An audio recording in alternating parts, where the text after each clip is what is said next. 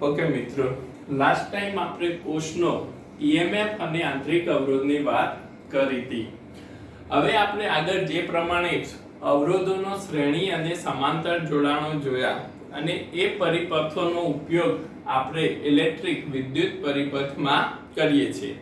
હવે આ જે અવરોધો છે એ અવરોધોની સાથે આપણે કોષને પણ જોડવા હોય તો એ કોષને આપણે શ્રેણી અને સમાંતરમાં જોડી શકીએ છીએ. તો અહીંયા આપણે કોષનું શ્રેણી અને સમાંતર જોડાણની વાત કરીશું. તો અહીંયા આપણે જોઈએ તો કોષના શ્રેણી અને સમાંતર જોડાણમાં પહેલા આપણે વાત કરીશું કોષના શ્રેણી જોડાણની. હવે મિત્રો તમે અવરોધમાં જોઈ ગયા છો કે અવરોધોને આપણે શ્રેણીમાં કઈ રીતે જોડતા હતા. એક અવરોધના બીજા છેડે બીજા અવરોધનો પહેલો છેડો આપણે જોડીએ તો એ અવરોધો કેવા થશે? શ્રેણીમાં જોડાયેલા થશે. એ જ રીતે કોષને પણ એક કોષ છે એ કોષના બીજા છેડાને આપણે કોષના પ્રથમ છેડા સાથે જોડીએ તો એ કોષો શ્રેણીમાં જોડાયેલા છે એમ આપણે કહી શકીએ.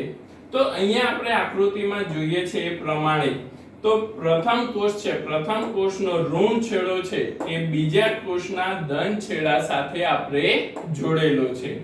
તો આ જે જોડાણ થયા બે કોષ આપણને આપેલા છે એ બંને કોષનું જે જોડાણ થયું એ જોડાણને આપણે શ્રેણી જોડાણ કહી શકીએ. હવે અહીંયા આપણે જે બંને કોષ લીધેલા છે એ બંને કોષના શ્રેણી જોડાણનો આપણને પરિણામી કોષ શોધવો હોય, પરિણામી આપણને કોષનો ઈએમએફ આપણે મેળવવો હોય અને કોષનો આંતરિક અવરોધ મેળવવો હોય તો આપણે અહીંયા મેળવી શકીએ છીએ. તો અહીંયા આકૃતિમાં દર્શાવ્યા પ્રમાણે આપણે જોઈએ તો A અને B છેડા વચ્ચે આપણે કોષ જોડેલો છે જેનો ઈએમએફ આપણે કેટલો લીધેલો છે? એપ્સિલોન 1 અને આંતરિક અવરોધ આપણે R1 લીધેલો છે. એ જ રીતે B અને C વચ્ચે આપણે બીજો એક કોષ જોડેલો છે જેનો ઈએમએફ આપણે એપ્સિલોન 2 અને એનો આંતરિક અવરોધ આપણે R2 લીધેલો છે. તો આમ બે કોષ કે જેમના ઈએમએફ એપ્સિલોન 1 અને એપ્સિલોન 2 છે અને આંતરિક અવરોધ જેમના R1 અને R2 છે તે કોષને આપણે શ્રેણીમાં જોડેલા છે. હવે આ જે કોષ છે એ કોષને શ્રેણીમાં જોડીને આપણને એનો પરિણામી કોષ જે મળે એ કોષનો ઈએમએફ મેળવવો છે અને પરિણામી જોડાણનો આપણને આંતરિક અવરોધ મેળવવો છે. આકૃતિમાં મિત્રો આપણે જોઈએ તો એ છેડા આગળનો વિદ્યુત સ્થિતિમાન છે જેને આપણે VA તરીકે દર્શાવીશું.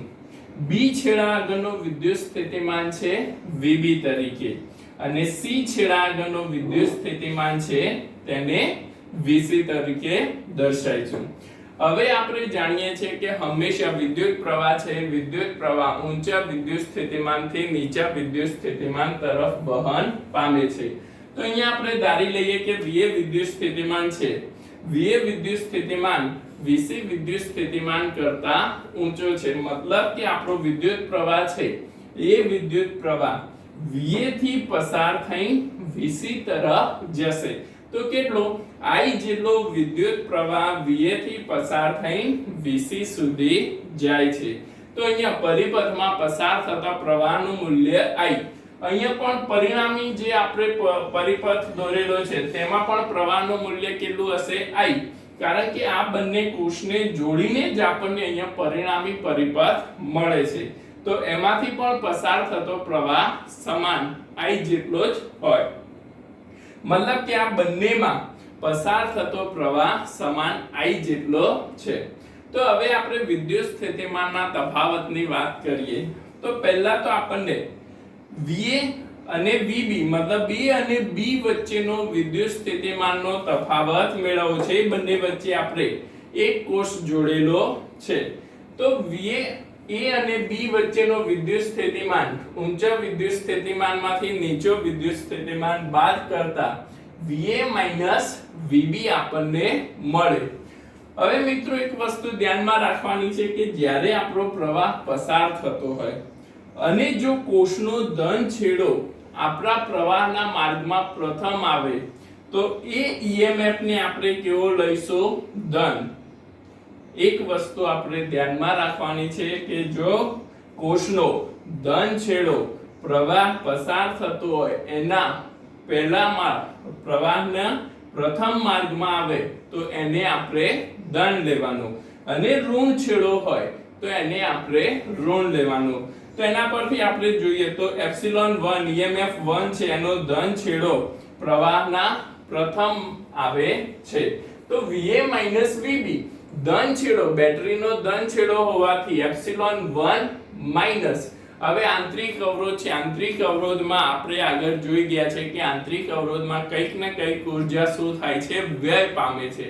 હવે જો ઊર્જા અહીંયા વ્યય પામતી હોય મતલબ કે કોષના EMF માંથી એ ઊર્જાને આપણે શું કરવી પડે? બાદ કરવી પડે.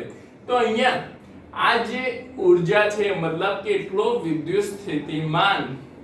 વિદ્યુત સ્થિતિમાન કોષનો આંતરિક અવરોધમાં શું થાય છે? વ્યય પામે છે. તો એના માટે VA VB અને એટલી ઊર્જા એટલો વિદ્યુત સ્થિતિમાન આપણે EMF 1 માંથી બાદ કરી દઈએ તો ε1 I R1.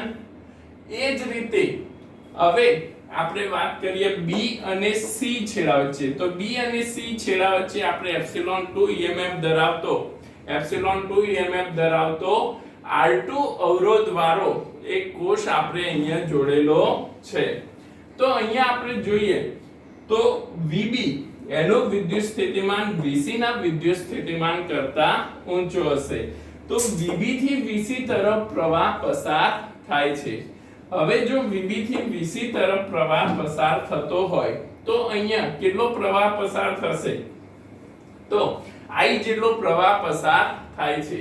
તો B અને C છેડા વચ્ચેનો વિદ્યુત સ્થિતિમાનનો તફાવત લઈએ તો ε2 I R2 જેટલો આપણને વિદ્યુત સ્થિતિમાનનો તફાવત B અને C છેડા વચ્ચે મળશે. હવે આપણે અહીંયા વાત કરીએ તો AB વચ્ચે અને BC વચ્ચેનો વિદ્યુત સ્થિતિમાનનો તફાવત આપણને મળી ગયો. આપણે વિદ્યુત સ્થિતિમાનનો તફાવત A અને C આપણો આખો પરિપથ A અને C વચ્ચેનો છે. તો A અને C વચ્ચેનો વિદ્યુત સ્થિતિમાનનો તફાવત આપણે લેવો હોય તો એને આપણે દર્શાવીશું VAC. VAC બરાબર શું થશે?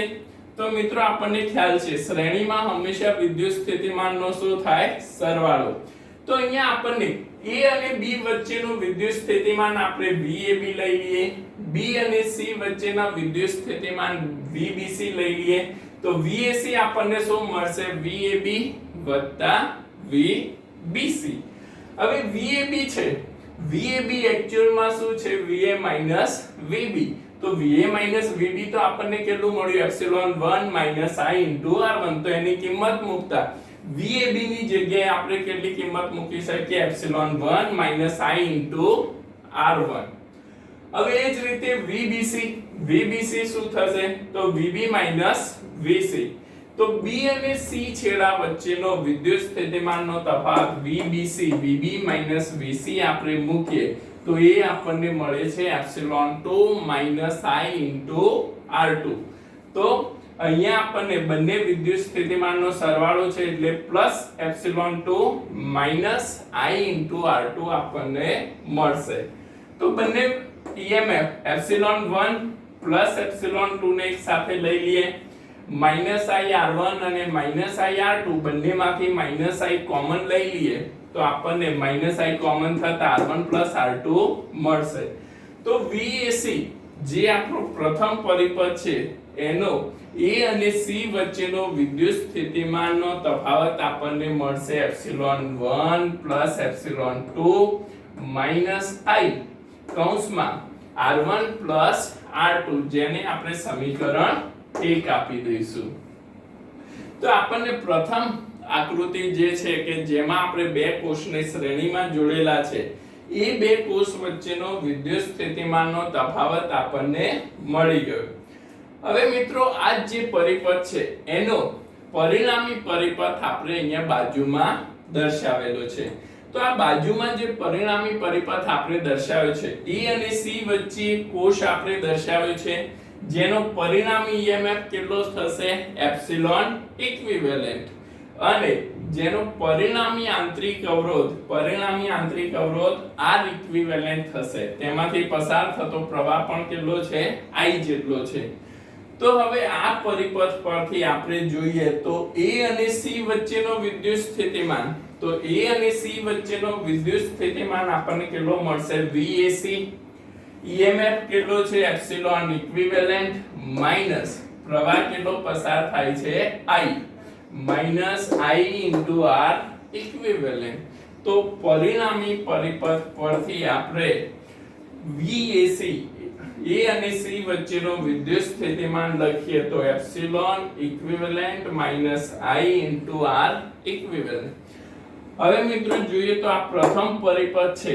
એનો A અને C વચ્ચેનો જે વિદ્યુત સ્થિતિમાનનો તફાવત આપણને મળે એટલો જ વિદ્યુત સ્થિતિમાનનો તફાવત આપણને આ બીજો પરિપથ આપણે જે એનો પરિણામી પરિપથ બનાવ્યો છે એની વચ્ચે પણ એટલો જ વિદ્યુત સ્થિતિમાનનો તફાવત મળે મતલબ કે જો બંને પરિપથના વિદ્યુત સ્થિતિમાનના તફાવત સમાન હોય તો આપણે સમીકરણ 1 અને સમીકરણ 2 ને સરખાઈ શકીએ કારણ કે બંનેના વિદ્યુત સ્થિતિમાન કેવા છે સમાન છે વિદ્યુત સ્થિતિમાન સમાન હોય તો VAC આપણે સરખાવતા અહીંયા આપણને 1 અને 2 પરથી જોઈએ તો પરિણામી EMF આપણને કેટલો મળશે તો પરિણામી EMF છે એપ્સિલોન ઇક્વિવેલેન્ટ એ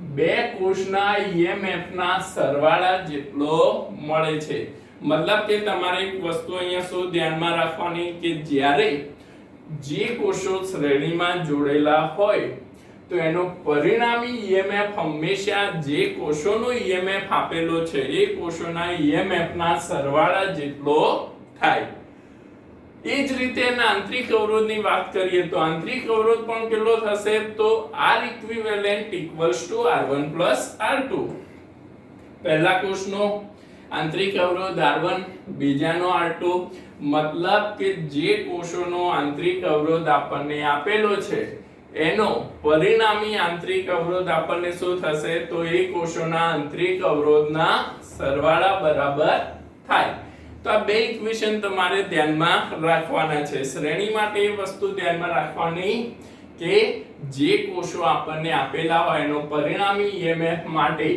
એના એ કોષોના EMF નો સરવાળો અને આંતરિક અવરોધ માટે પણ એ કોષોના આંતરિક અવરોધનો સરવાળો લેવો પડે હવે આ તો થઈ આપણે બે કોષની વાત કરી હતી આ રીતે અસંખ્ય કોષો આપણે શ્રેણી અને સમાંતરમાં જોડીને વિદ્યુત પરિપથનું નિર્માણ કરી શકીએ છીએ તો જેમ કે આપણે અહીંયા જોઈએ તો સપોઝ ધારો કે n કોષોને શ્રેણીમાં જોડવામાં આવે હવે જો n કોષોને શ્રેણીમાં જોડવામાં આવે તો એનો પરિણામી EMF આપણને કેટલો મળશે તો જે n કોષો છે એ દરેકે દરેક કોષના EMF ના સરવાળા જેટલો થાય તો epsilon equivalent equals to epsilon 1 plus epsilon 2 plus epsilon n up to epsilon n મતલબ કે જેટલા EMF જેટલા કોષ આપણને આપેલા છે દરેકના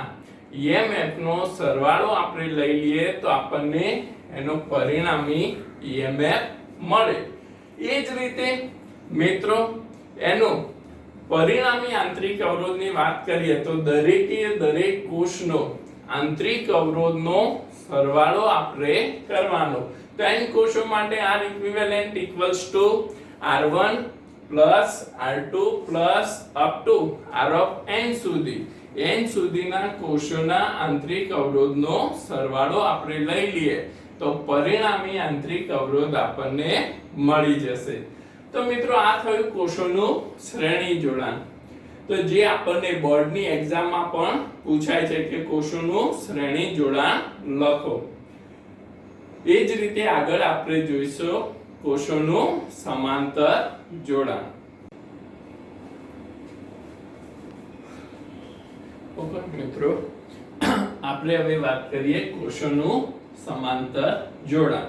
તો જે પ્રમાણે આપણે શ્રેણીમાં જોડાણ કર્યું એનાથી થોડું જુદું આપણે જોઈએ તો બે કોષોને એક છેડાને મતલબ કે ધન છેડાને કોઈ એક બાજુ અને ઋણ છેડાને કોઈ એક બીજી બાજુ જોડતા આ બંને કોષ છે એ બંને કોષ એકબીજા સાથે સમાંતરમાં જોડાયેલા છે એમ આપણે કહી શકીએ.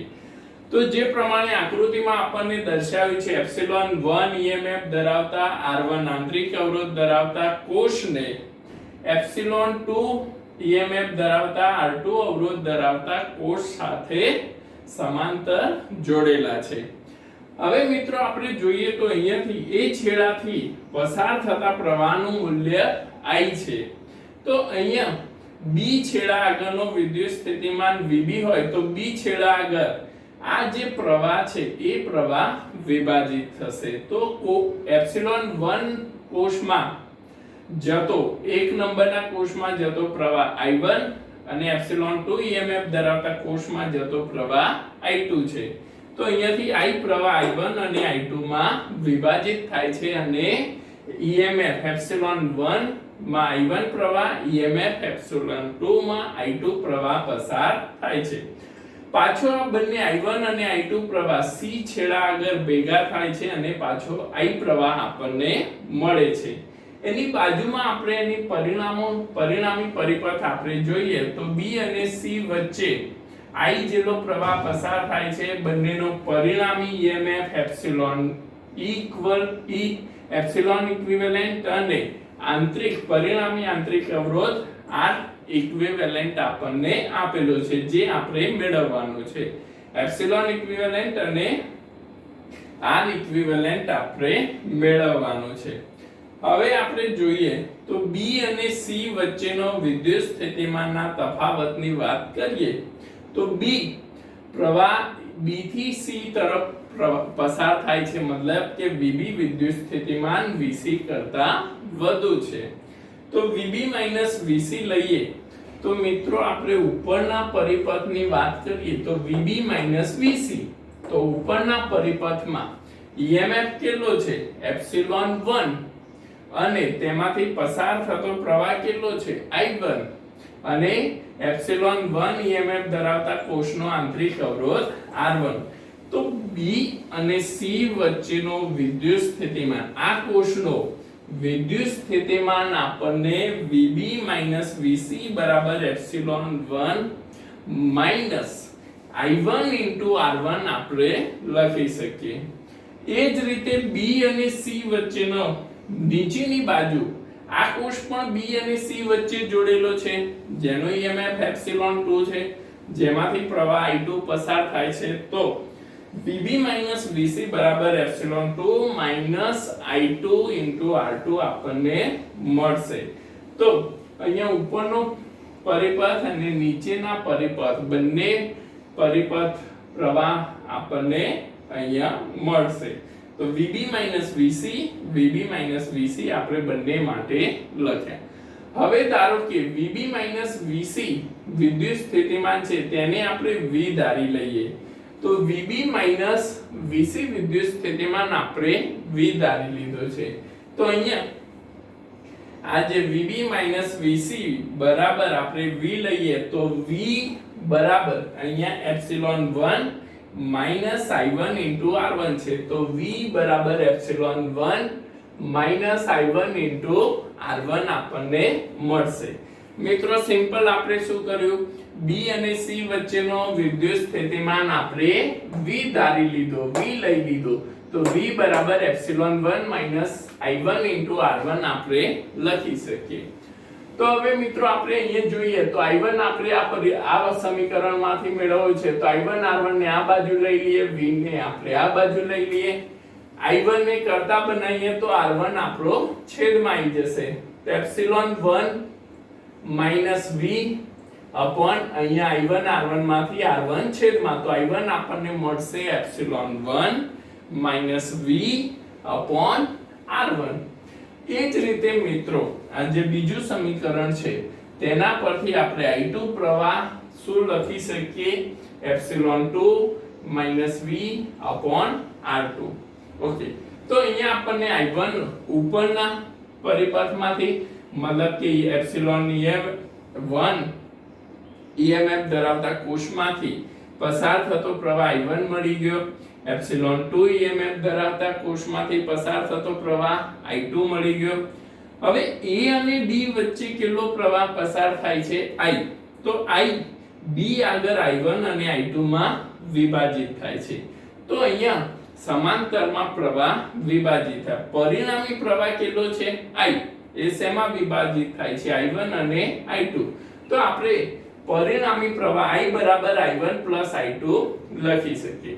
જે આપણને I1 અને I2 ની કિંમત તો ખબર છે, તો I1 અને I2 ની કિંમત આપણે સમીકરણ 3 માં મૂકીએ તો I બરાબર આપણને શું મળશે? Epsilon 1 minus V upon R1 plus epsilon 2 minus V upon R2. તો I બરાબર epsilon 1 upon R1 minus V upon R1 plus epsilon 2 upon R2 minus V upon R2. R1 છે અને બંનેના છેદમાં લઈ લીધો. R1 વડે ભાગી નાખ્યો અને આને R2 વડે ભાગી નાખ્યો. હવે મિત્રો એપ્સિલોન 1 અને એપ્સિલોન 2 વાળા પદને જોડે લઈ લઈએ. V upon minus V upon R1 minus V upon R2, એમાંથી માઈનસ V કોમન લઈએ તો 1 upon R1 plus 1 upon R2 આપણને મળશે.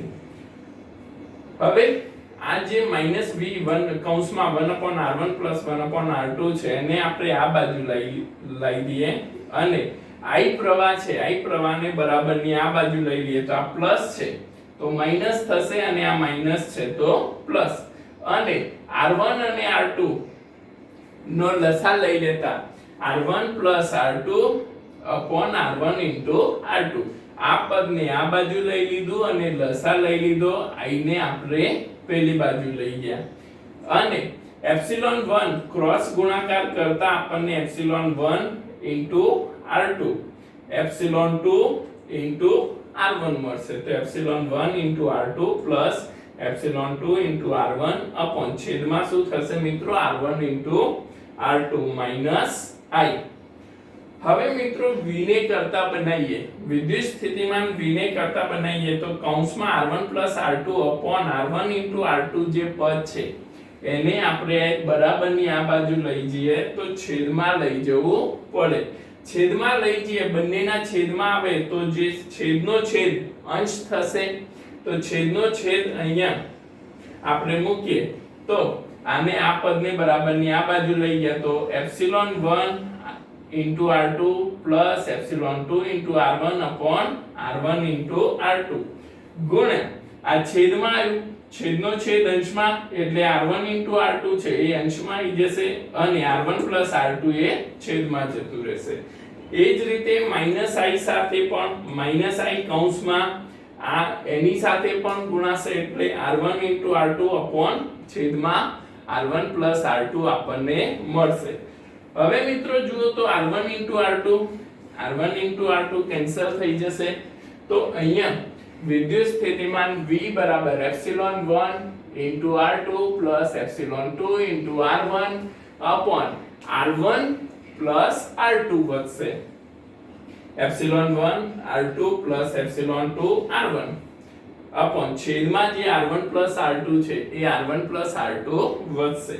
Minus I R1 R2 upon R1 plus R2 ને એમના એમ રાખીએ તો અહીંયા આપણને એક વિદ્યુત સ્થિતિમાનનું સમીકરણ આ જે પહેલો પરિપથ છે એના માટે આપણને વિદ્યુત સ્થિતિમાન B અને C વચ્ચેનો વિદ્યુત સ્થિતિમાન મળી ગયો જે આપણને epsilon 1 into R2 plus epsilon 2 into R1 upon R1 plus R2 minus I R1 R2 upon R1 plus R2 મળે છે.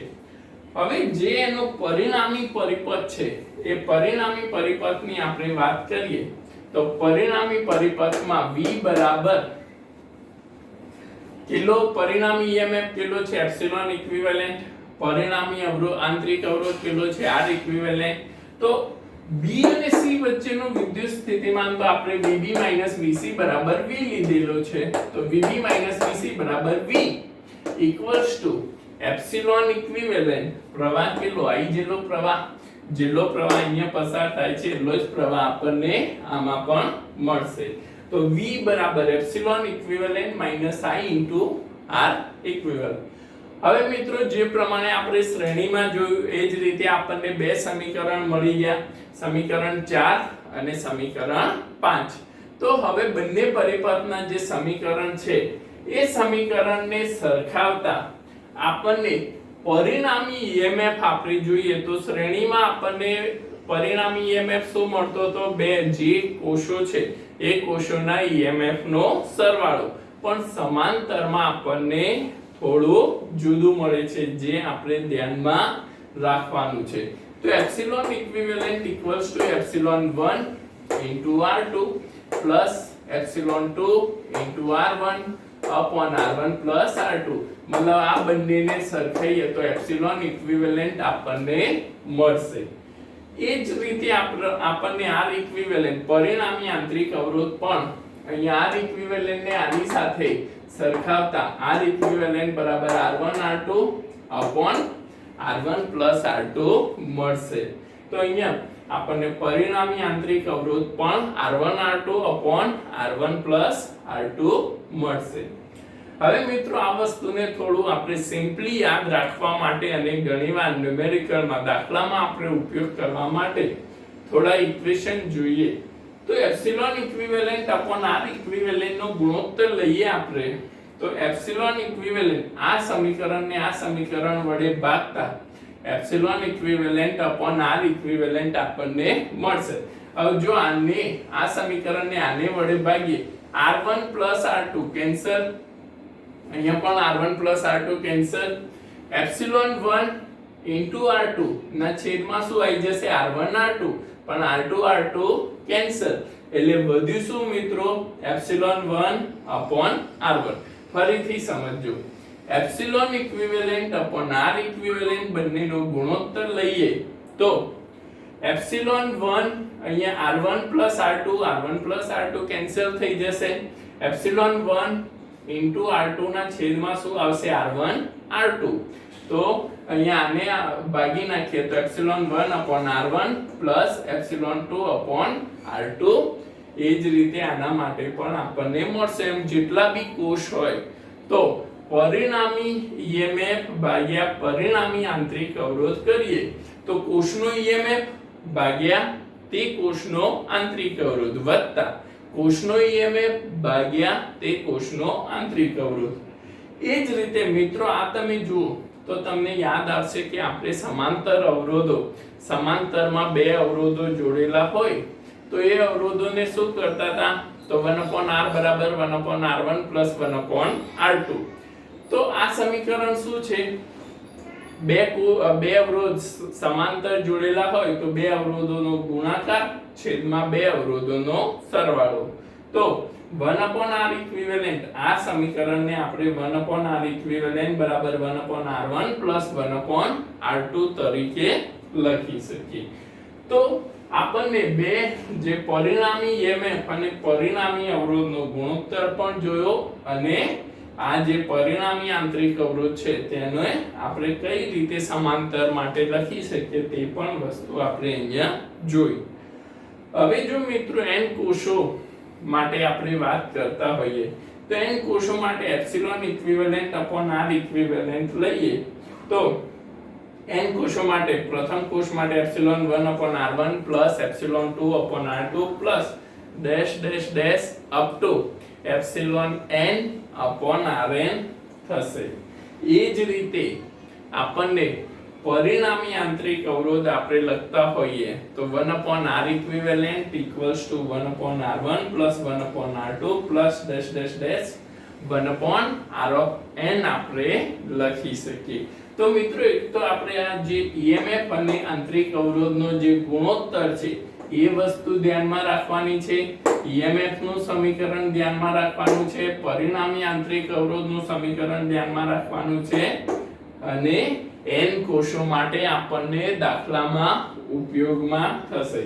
તો આ થયું આપણું કોષોનું સમાંતર જોડાણ, જે આપણને ઘણીવાર એક્ઝામમાં કોષોનું શ્રેણી જોડાણ અથવા કોષોનો સમાંતર જોડાણ પૂછાઈ શકે છે અને આ વસ્તુ આપણને દાખલામાં ઉપયોગી છે, તો તમે નોટ ડાઉન કરી શકો છો.